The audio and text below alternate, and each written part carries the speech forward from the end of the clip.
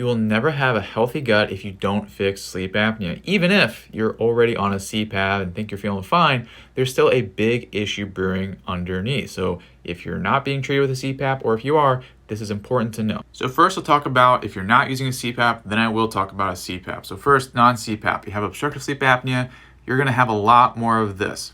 Big swings in oxygen levels, that's what intermittent hypoxia is, and also big swings in CO2 levels, and then of course inflammation, blah, blah, blah, all that stuff.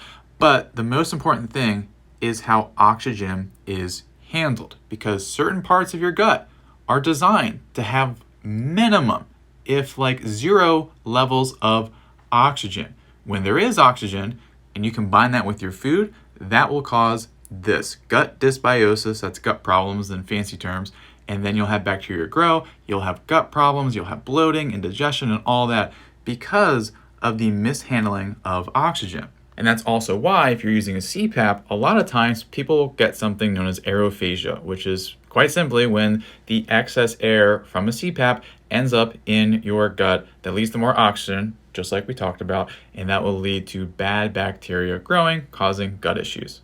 So being very mindful of your gut health with the right prebiotics, probiotics, avoiding too many high sugar food, all of that will be very helpful if you have sleep apnea. And of course, to make sure your body's not overreacting to that, you want to help slow down your breathing so that at night, that pattern carries over. You have slower, steadier breathing so that you're not having those big swings in oxygen. Now, if you want the fastest way to correct your breathing at night, that's where this comes in. So it's the PECAS breathing program. One of the key things is getting a step-by-step daily plan where you literally have everything written out. Oh, and by the way, it's personalized to you. If I didn't mention that, you do an assessment and then you see, okay, this is what I got to do. And then you just click on your links. It shows you different exercises. You follow along. It is that simple, just like 10, 20 minutes a day to get your best sleep and best overall health. So that's at apneareset.com/thrive.